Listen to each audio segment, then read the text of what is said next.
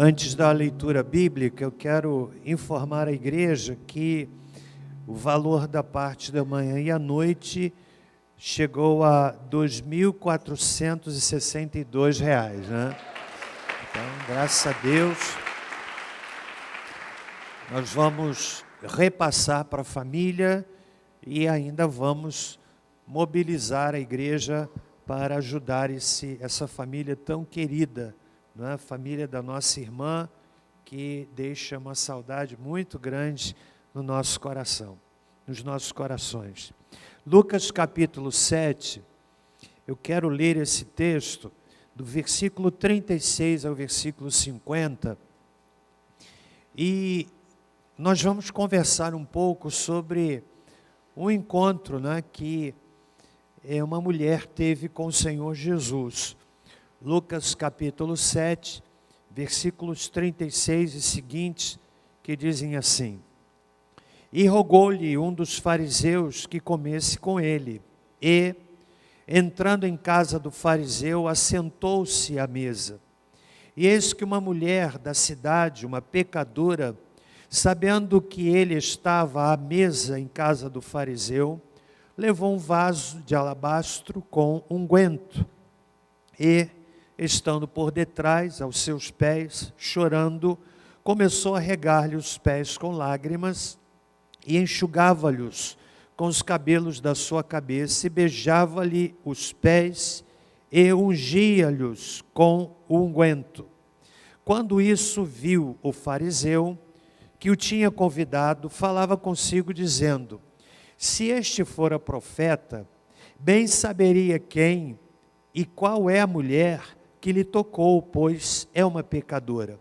E, respondendo, Jesus disse-lhe: Simão, uma coisa tenho a dizer-te. E ele disse: Dize-a, mestre. Um certo credor tinha 2 devedores. Um devia-lhe 500 dinheiros e outro 50. E, não tendo eles com que pagar, perdoou-lhes a ambos. Dize, pois, qual deles o amará mais? E Simão, respondendo, disse: Tenho para mim que é aquele a quem mais perdoou. E ele disse: Julgaste bem. E, voltando-se para a mulher, disse a Simão: Vês tu esta mulher? Entrei em tua casa e não me deste água para os pés, mas esta regou-me os pés com lágrimas e mos enxugou com os seus cabelos. Não me deste ósculo ou beijo, mas esta, desde que entrou, não tem cessado de me beijar os pés. Não me ungiste a cabeça com óleo, mas esta ungiu-me os pés com unguento. Por isso te digo que os seus muitos pecados lhe são perdoados, porque muito amou.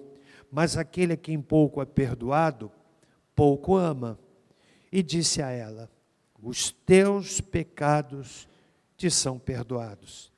E os que estavam à mesa começaram a dizer entre si: Quem é este que até perdoa pecados? E disse a mulher: A tua fé te salvou. Vai-te em paz. Senhor nosso Deus, nós queremos pedir ao Senhor que venhas cobrir o pregador com a tua graça, que a palavra seja explicada com simplicidade, entendida com clareza, e que o Espírito Santo possa utilizar esta palavra revelada e falar a cada coração nesta noite. Não apenas os que estão aqui, mas também aqueles que nos ouvem através da internet. Nós oramos pedindo isto em nome de Jesus. Amém. Há muitos encontros de pessoas com Jesus registrados nos evangelhos. Gente de todo tipo, pessoas dos mais variados níveis, gente culta, gente sem muita cultura, gente rica, gente pobre, gente religiosa, gente que não era religiosa, gente de boa fama, gente de fama duvidosa, enfim, pessoas dos mais variados níveis que se encontraram com Jesus. Isso por si só é extraordinário, porque se os evangelhos registrassem encontros com Jesus apenas, exclusivamente, de um segmento da sociedade, isso poderia construir na mente de muitos um pensamento equivocado de que aqueles que não fazem parte de determinado grupo não poderiam ser alcançados por Cristo. Por isso, nos 4 evangelhos, Mateus, Marcos, Lucas e João, nós nos deparamos com um leque extraordinário, com uma dimensão magnífica de pessoas dos mais variados níveis que se encontraram com Jesus. Significa dizer que você e eu, você que me ouve pela internet, podemos nos identificar com alguns desses encontros, porque nós vamos encontrar nesses encontros realidades com as quais você e eu certamente nos identificamos. Nós vamos analisar esse encontro, o encontro de Jesus com uma mulher chamada pecadora. Esta mulher foi a Jesus, movida, entre outros motivos, pelo desejo de encontrar paz. Ela vai a Jesus buscando paz e sai da presença de Jesus ouvindo a resposta para o seu anseio, porque está aí no verso 50, quando Jesus disse a ela: vai-te em paz. Este episódio foi um episódio real, com pessoas reais, e retrata, portanto, o encontro desta mulher com o Senhor Jesus. Este episódio é diferente daquele que nós tratamos domingo passado à noite, quando trouxemos aqui uma palavra intitulada O Valor do Vaso Quebrado. Os 2 episódios têm semelhanças, mas são distintos. O episódio aqui registrado é diferente daquele que a gente encontra em Mateus capítulo 26, de 6 a 13. Porque aquele aconteceu em Betânia, por ocasião da Semana da Paixão. Este aqui aconteceu na Galileia e apresenta uma mulher cujo nome não é dito, mas apenas a sua condição social de uma mulher chamada pecadora, ou seja, uma mulher que era prostituta. Os jantares em casa de dignatários, nessa época, eram, na verdade, eventos abertos a espectadores. Estranho, né? A pessoa podia ver o que estava acontecendo na casa de um dignatário. E era muito improvável que uma mulher, na condição desta mulher, pudesse ir a convite à casa de um dignatário, aqui chamado de um fariseu, e ainda mais de ter a oportunidade de ter proximidade dentro da casa do fariseu. Somente uma grande necessidade pode explicar a atitude que esta mulher teve. Esse encontro, ele ilustra de uma forma maravilhosa o que acontece quando uma pessoa vai até Jesus, com um desejo sincero de ser por ele abençoado. Ela venceu algumas barreiras. A sua necessidade era tão grande e isto a levou a vencer algumas barreiras. Primeira barreira, a barreira do constrangimento. Esta mulher não tem nome, mas tem fama. A fama dela era de ser uma mulher pecadora. A mulher era relativamente conhecida, porque o fariseu disse assim: se Jesus conhecesse quem é esta mulher, saberia que ela é uma pecadora, está no verso 39. Então, era uma mulher que não tinha nome, mas tinha fama. E a fama não era uma boa fama. A casa era de Simão. Os fariseus mostravam desprezo absoluto por mulheres nesta condição. Por isso ele julga Jesus, se ele soubesse quem é, porque o desprezo que um fariseu expressava por uma mulher nestas condições era algo absurdamente indescritível. A expectativa do fariseu, aqui chamado Simão, é de que Jesus a repudiaria. Mas ele não fez isso. Ele não fez isso. Então ela venceu a barreira do constrangimento. Em segundo lugar, esta mulher demonstrou arrependimento. No versículo de número 38, diz o texto que estando ela por detrás aos seus pés, olha que cena linda. Jesus estava numa mesa, a mesa naquela ocasião não era como a mesa ocidental, a mesa era uma mesa baixa, onde as pessoas que iam participar da refeição se sentavam, muitas vezes reclinados sobre o braço esquerdo, com as pernas para o lado de fora, né? E ali então aquela mulher chega e ela começa chorando a regar os pés de Jesus com as suas lágrimas. Eu imagino o sentimento de ter aquelas lágrimas quentinhas caindo sobre os seus pés. Jesus viu mais do que as lágrimas, ele viu o que estava no coração daquela mulher, o que a impulsionava a ir até ele, regando-lhe os pés com as suas lágrimas, e diz o texto, beijando-lhes os pés, ungindo os pés de Jesus com um perfume e enxugando os seus pés com os seus cabelos. Essa atitude, o fato de ter ela regado os pés de Jesus com lágrimas, aponta para um sentimento necessário para quem quer ter paz: arrependimento. Arrependimento. Todos nós somos capazes de atos impensados. Nenhum de nós aqui é melhor do que o outro. Todos nós somos capazes de fazermos coisas das quais depois nós pensamos, por que eu fiz aquilo? Por que eu disse aquilo? Não é verdade? Por que eu agi daquela forma? Por que eu falei assim com meu filho? Por que eu agi assim com meu filho? Por que eu agi assim com a minha esposa? Por que eu agi assim com meu marido? Por que eu disse isso para os meus pais? E muitas vezes esse peso de arrependimento, ele vem no momento em que não há mais o que ser feito.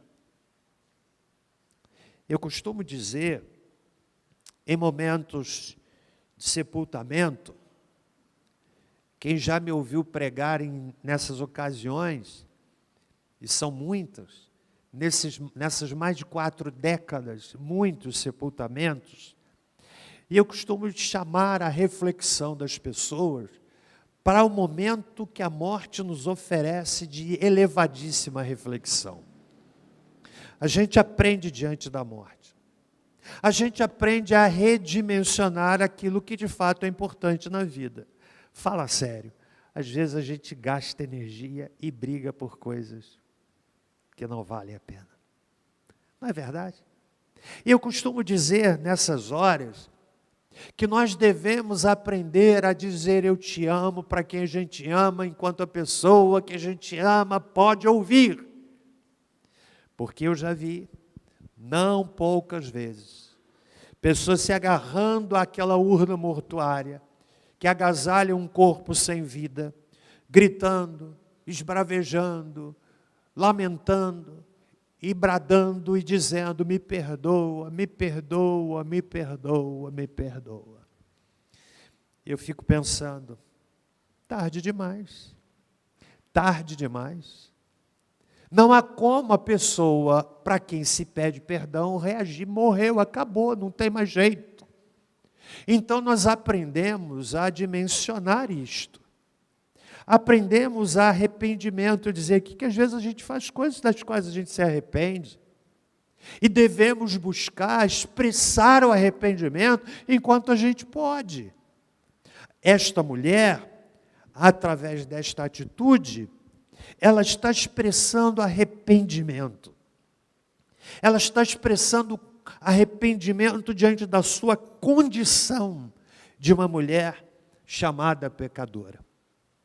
Que desde aquela época, olhada com discriminação, mas ninguém parou para pensar que muitas vezes, muitas dessas mulheres são jogadas nesta vida por motivos alheios à sua vontade. Pense, por exemplo, naquela família, isso é muito comum acontecer nas áreas, nas regiões do Brasil marcadas por muita pobreza. Pensa, por exemplo, naquela família que tem muitos filhos e que não tem comida no dia seguinte e que não tem onde buscar comida para o dia seguinte. Aqui no Sudeste, talvez nós não tenhamos muita noção dessa pobreza, chamada pobreza asiática, dessa pobreza só encontrada em algumas regiões da Ásia e da África, de gente que não tem o que comer, de gente que busca um pouco de farinha para misturar com água para dividir para os filhos, ou muitas vezes que apenas consegue adoçar a água para que a pessoa tome um gole de água adocicado para minimizar a fome. Agora pense em uma família assim. E não são poucas as mulheres que não veem outra saída, que não têm outra oportunidade, a não ser venderem os seus corpos para poderem trazer sustento para as suas casas. É verdade que há outras que entram nessa vida não por esses motivos, não por essas razões. Mas o que eu quero dizer é que quando esta mulher se aproxima de Jesus, ela vai rompendo a barreira do constrangimento. Ela não tinha nome, mas tinha fama, mas ela demonstra um profundo e sincero arrependimento. Ela também expressou esperança. Ela teria ouvido acerca de Jesus e o que ele fizera com outros. E isso a estimulou a se aproximar de Jesus. Jesus gera esperança. Quando nós ouvimos acerca daquilo que Jesus fez na vida de outras pessoas, na Bíblia e na nossa história, isso gera esperança. Gera esperança. Eu acredito que para aquela família que tem um filho mergulhado no caminho tenebroso das drogas, e ela vê alguém, um moço, uma jovem, que foi liberta das drogas, que teve as cadeias invisíveis das drogas quebradas, e aquele indivíduo, outrora alienado, outrora andando sem rumo, agora com sonhos, agora com projetos, porque Jesus alcançou esta vida, com certeza isso gera esperança. Aí aquela família vai buscar a igreja, vai buscar uma PED, talvez o Richardson veja lá, muitas famílias que procuram. Pode fazer alguma coisa, você pode ajudar, porque o que aconteceu na vida de um gera esperança de que aconteça nas nossas próprias vidas. Então ela foi empurrada pela esperança. Mas eu vejo também que esta mulher demonstrou muita coragem. A sua necessidade determinou a sua coragem. Sabe de uma coisa? Quanto maior a nossa necessidade, maior nosso desafio e menor o nosso preconceito. Há pessoas que têm tantos protocolos, mas quando a doença chega, quando a tribulação chega, ela está disposta a chutar os protocolos, porque ela quer ser abençoada. Não é verdade? Eu tenho protocolo, afinal de contas, né? O que é que as pessoas vão pensar de mim? O que é que vão dizer? O que é que vão falar? Como é que vou ser visto? Mas quando a necessidade assume uma dimensão de profundidade, o indivíduo lança fora o protocolo. Ele tem uma necessidade. A Bíblia fala de alguns eventos assim. Um deles, por exemplo, no Evangelho de Marcos, no capítulo 1, nós encontramos um homem leproso. E você sabe que a lepra, ela trazia um peso da doença em si, mas também um peso religioso, um peso social. O leproso não vivia em comunidade. E o texto, eu fico imaginando, o texto não diz, não dá detalhes sobre a vida desse homem leproso, se ele tinha família, se ele não tinha, mas é provável que tivesse família, que tivesse esposa e até filhos, porque era um homem normal que agora estava acometido da lepra. E quando Jesus vai passando, está lá em Marcos capítulo 1, a partir do verso 40, ele faz algo extraordinário. Ele se aproxima de Jesus. Jesus estava sendo seguido por uma multidão, não podemos pensar multidão naquela época como multidão no contexto atual, né? Mas era uma multidão, era um grupo grande de pessoas, e ele vai no meio daquelas pessoas, ele se ajoelha e ele faz uma oração. Se queres, bem podes curar-me. Talvez não fosse necessidade tão intensa, ele ficaria pensando, eu vou me ajoelhar no meio da rua, as pessoas vão me ver no meio da rua ajoelhado, mas quando a necessidade chega, você não está nem aí para o que os outros vão dizer. Sim ou não? Não é verdade? O que é que uma mãe está disposta a fazer para ver um filho resgatado? Estou vendo aqui o casal Gilcimar e a sua esposa, porque nós temos orado pelo pequeno Jonas, né? Temos nos apaixonado em oração pelo pequeno Jonas. O que é que a família está disposta a fazer? O que é que a família está disposta a fazer? O casal, Gilcimar e Arlene, o que é que estão dispostos a fazer para verem o filhinho restaurado? Se for necessário dar uma perna, eu dou. Se for necessário dar um braço, eu dou. Se for necessário dar o recurso todo que eu tenho, eu dou. Se for necessário me ajoelhar no meio da praça, eu faço isso.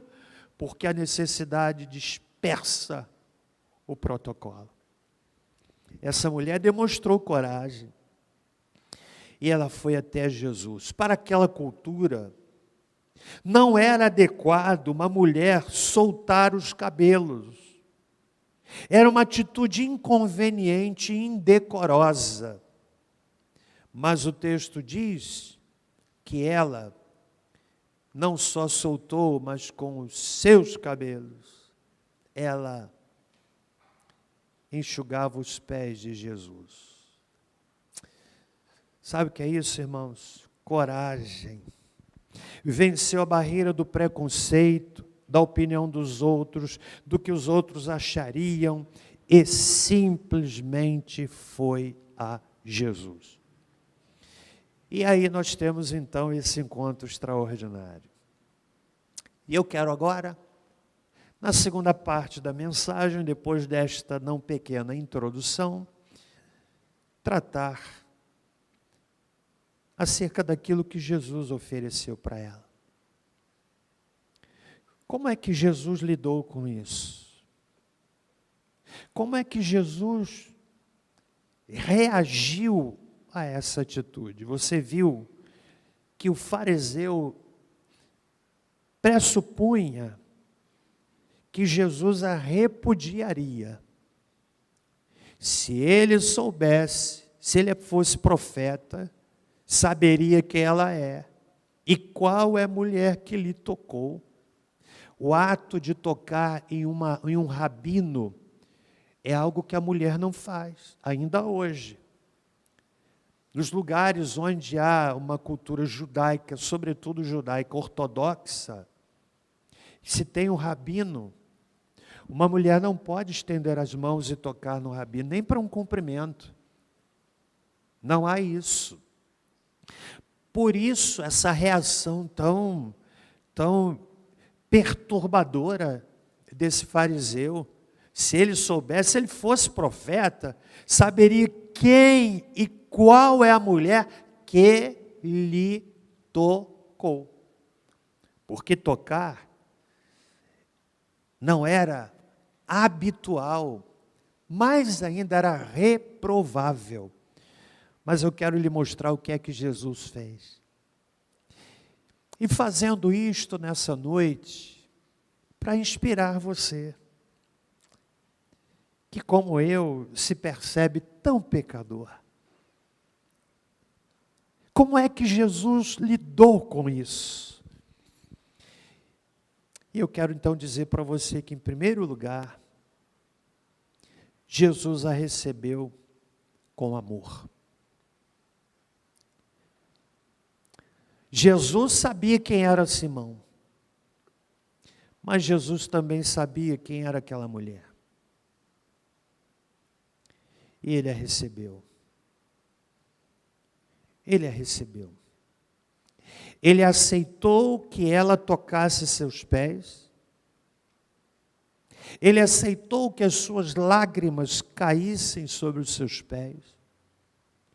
Ele aceitou que aquela mulher entregasse um perfume caro, 500 denários, era o equivalente a 500 dias de trabalho,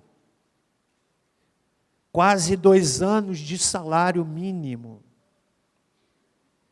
Pensa nesta mulher, para ela o dinheiro não era o problema, ela não seria uma mulher rica, talvez.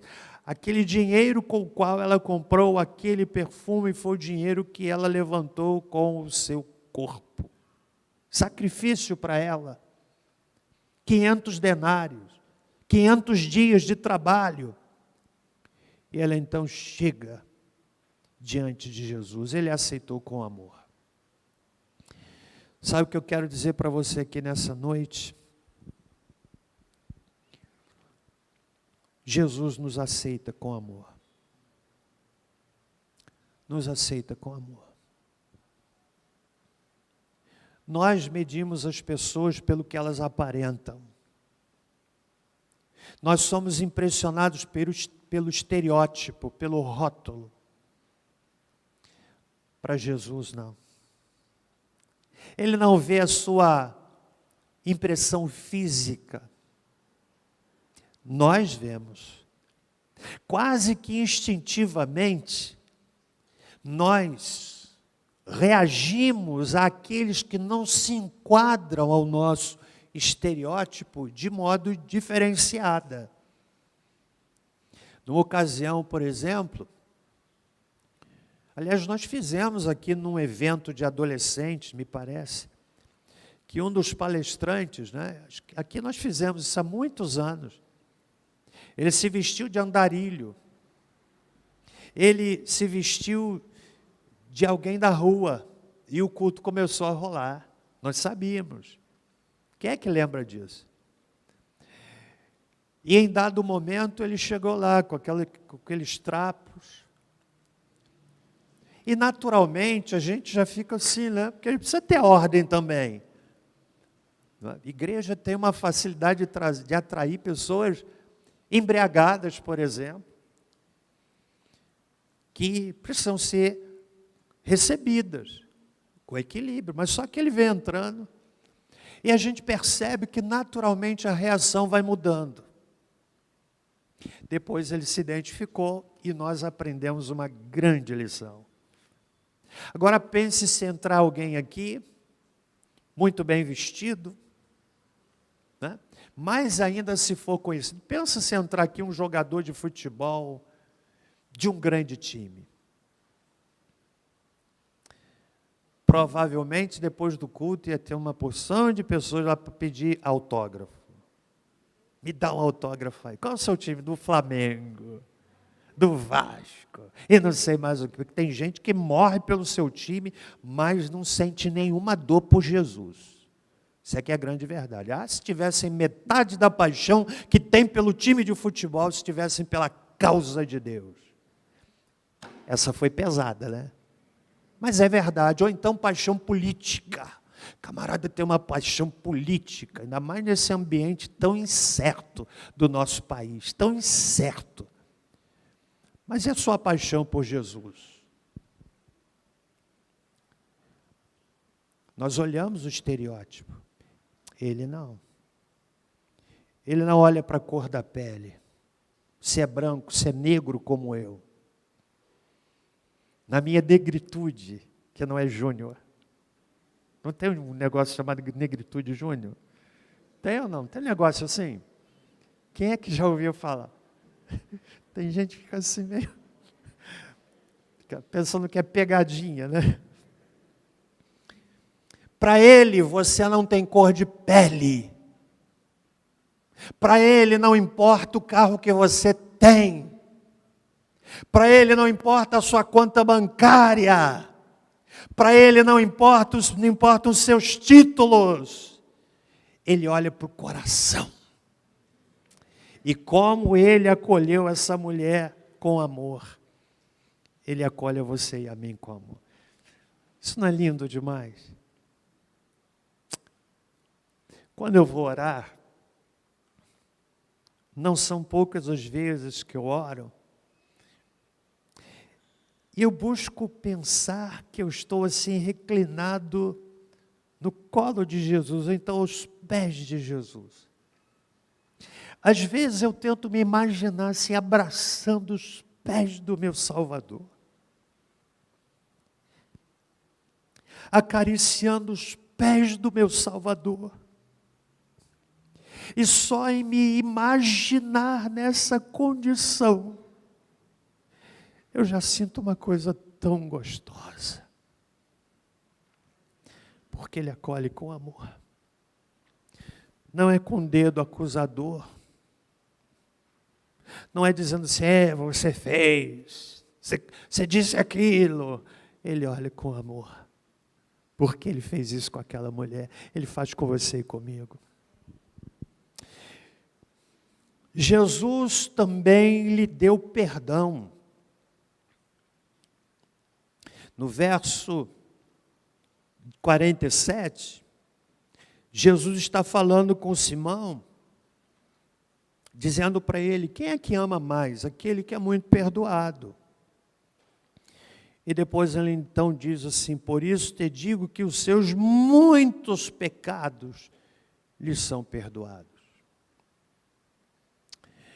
Como disse, Jesus bem sabia que ela era pecadora.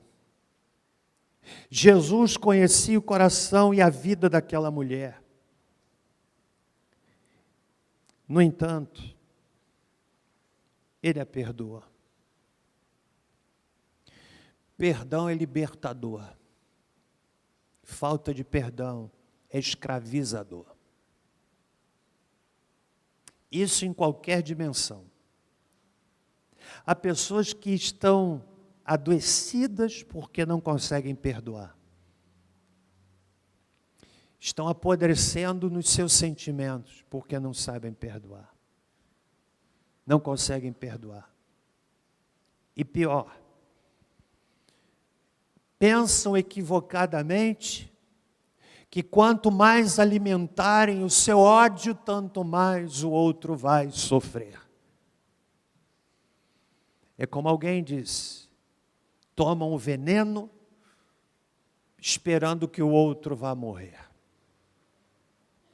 Perdão é libertador. Perdão significa deixar ir. Desliguei.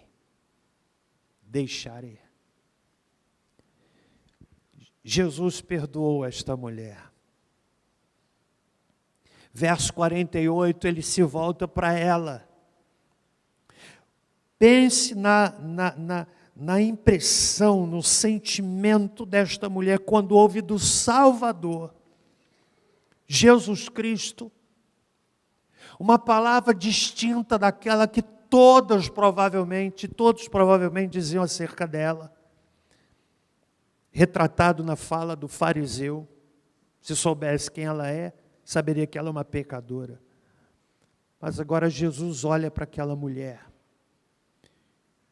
e de forma simples, objetiva, ele diz assim: os teus pecados te são perdoados. Com certeza essa moça não foi mais a mesma. Ele me perdoa. Isso é libertador.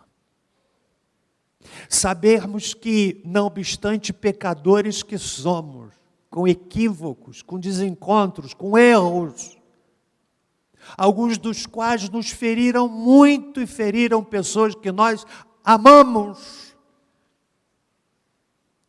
Mas como é maravilhoso saber que Jesus perdoa.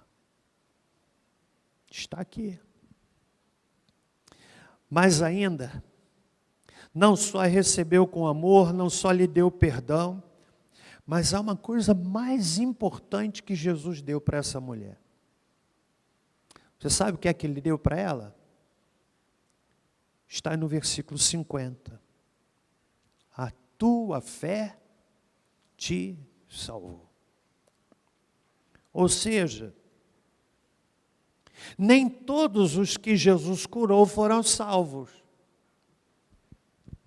mas sim aqueles que expressaram verdadeira fé em Jesus. Ele disse: a tua fé te salvou. É a maior bênção. Salvação tem a ver com a eternidade. Meu amigo, senhoras e senhores que me ouvem nesta noite, saibam todos que há uma eternidade para a qual nós precisamos nos preparar. E é aqui, enquanto temos o fôlego de vida, que decidimos onde haveremos de passar a eternidade. Se na eternidade com Deus, naquilo que a Bíblia chama de salvação, ou na eternidade sem Deus, naquilo que a Bíblia chama de perdição. Jesus disse isso também para uma mulher com uma hemorragia intensa. Lucas capítulo 8, verso 48. Jesus disse isso para um dos leprosos que por ele foram curados. Lucas 17, verso 19. Jesus disse isso para o cego de Jericó. Lucas capítulo 18, verso 42. Ele ofereceu a maior de todas as bênçãos, que é a salvação. Salvação somente por meio da fé em Jesus Cristo. Atos capítulo 4. Porque nenhum outro há salvação. Debaixo do céu, nenhum outro nome há dado entre os homens pelo qual devamos ser salvos. Só Jesus Cristo salva. Foi por isso que ele entrou no mundo, para salvar o pecador. Há pessoas que estão cansadas ou habituadas a ouvirem sobre isso, mas não se posicionam porque ainda não compreenderam a gravidade do que é entrar na eternidade sem Jesus. É caminho sem volta. Não há coisa alguma que possamos fazer aqui à luz da Bíblia que interfira na realidade de que já partiu. Porque aos homens está ordenado morrerem uma só vez, vindo depois disto o juízo. Hebreus capítulo 9. Portanto, Jesus ofereceu a esta mulher a salvação. A tua fé te salvou. Por fim, estão comigo até aqui? O que é que Jesus ofereceu a esta mulher? Jesus lhe deu paz. É a última expressão do verso 50. Vai-te em paz. Paz não tem preço. Não há loja que se venda onde se possa comprar paz. Porque se pudesse ser vendida, quem a vendesse ficaria bilionário. Paz não tem preço. Paz não tem preço. Há pessoas que têm tudo, mas não têm paz. Tem dinheiro, mas não tem paz. Tem saúde, mas não tem paz. Tem carro, mas não tem paz. Tem casa, mas não tem paz. Tem muitos diplomas, mas não tem paz. Paz não tem preço. Ter paz é um dos maiores anelos, desejos do coração humano. Eu quero ter paz. Eu preciso de paz. O que é que eu posso fazer para ter paz? Todo mundo quer ter paz, todo mundo quer ser feliz. Ter paz é ser feliz. Você pode encontrar uma família rica que mora em uma mansão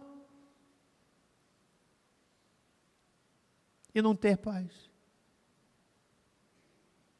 Eu acho que foi o Diogo, nosso querido Diogo, que foi me dizer que foi tocar para uma família rica.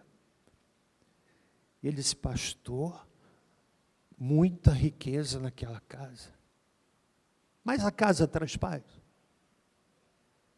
Você pode chegar em uma mansão e não ter paz. E você pode chegar em uma casa simples e ter paz.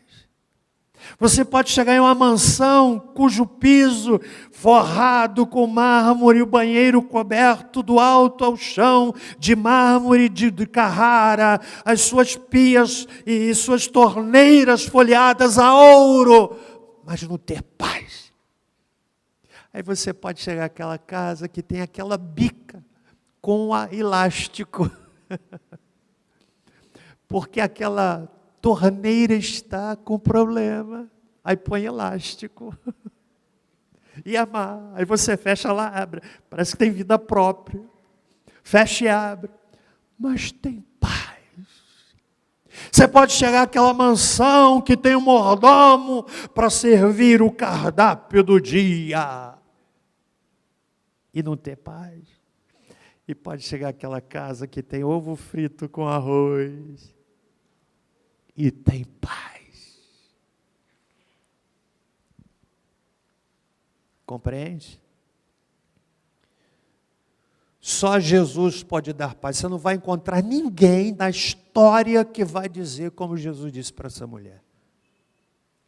Você não vai encontrar um líder religioso, nem Siddhartha Gautama Buda, nem Maomé, nem tantos outros líderes que conseguiram ao longo da história atrair após si uma legião de pessoas. Nenhum deles tem autoridade para dizer como Jesus disse, vá em paz.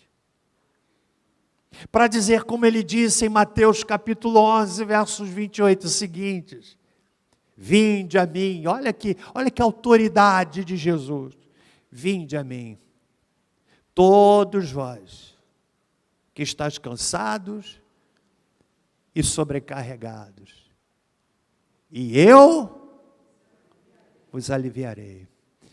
Esse verso seguinte diz assim, tomai sobre vós o meu jugo, aprendei de mim que sou manso, humilde de coração.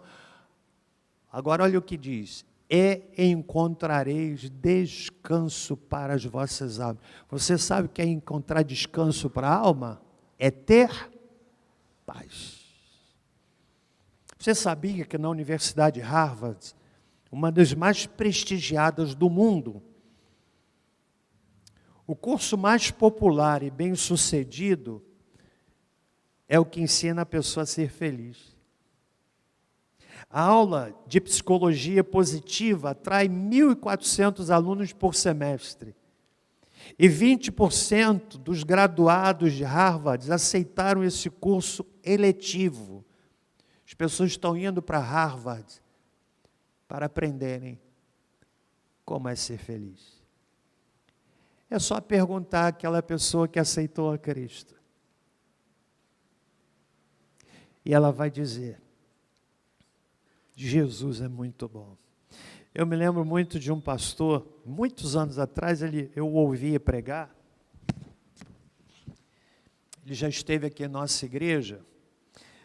Aí ele contou uma história muito interessante, que tinha uma secretária, mas a secretária não sabia ler muito bem, não sabia escrever bem, e ela não conseguia decorar. Era uma cozinheira espetacular. Eu me lembro da minha avó, falecida. Minha avó era uma cozinheira de uma família muito rica lá em Copacabana. As minhas férias e dos meus falecidos irmãos, a gente passava naquela casa, dormindo no quarto de empregado e indo à praia de Copacabana. Olha que chique, hein? Cozinheira. Ela fazia um bife, gente, que bife nas mãos dela tinha um gosto diferente. Não sabia muito ler, não sabia escrever. Mas eu ouvi esse pastor contar essa história. E ele então tentou ensinar a secretária a dizer o número do telefone, né? Porque naquela época não tinha celular. Caso alguém precisasse, ele dizia: olha, eu vou ensinar para a senhora vai dizer o telefone, decora aqui comigo. Ele começava, tal, tal, tal, e ela repetia, aí falava os outros números, ela repetia, agora fala sozinha. Ela disse: 1, 2, 3, 4, esqueceu, não sabia. Tentou algumas vezes, e mais algumas vezes, mas ela não conseguia gravar o número do telefone. Aí uma hora ele desistiu, ele falou assim: eu desisto, irmã, mas fala uma coisa, fala como é que é Jesus para a senhora. Meus irmãos, aquela irmãzinha que não sabia guardar o número de telefone, disse: pastor, Jesus é maravilhoso, Jesus é o Salvador, Jesus da paz. E aquela irmãzinha que não sabia guardar o telefone, ela começou a pregar. Você sabe por quê? A boca fala do coração, daquilo que o coração está cheio. Você sabe por que há pessoas que falam palavrão o tempo todo? É porque o coração delas é um esgoto. É um esgoto, porque a Bíblia diz que a boca fala daquilo que o coração está cheio. Você sabe por que há pessoas que só falam em dinheiro? Porque o coração delas está cheio de dinheiro. Você sabe por que há pessoas que só falam de ódio? Porque o coração está cheio de ódio. Mas quando o coração está cheio de Jesus, como daquela senhorinha, transpira Jesus. Quero nessa noite convidar você para entregar sua vida a Cristo. Você entregar sua vida a Cristo, você quer ter paz. Olha para mim aqui, você que já tem frequentado essa igreja. Sua busca por sentido para a vida pode se encerrar hoje. Você pode sair daqui experimentando algo como nunca você experimentou na sua vida. Eu não estou dizendo que é para você fazer parte dessa igreja, religião, tem nada disso. Eu estou lhe convidando para um relacionamento. Sua história pode mudar, se você quiser. Você entendeu? Curve a sua cabeça, por favor. Senhor Deus, querido Pai,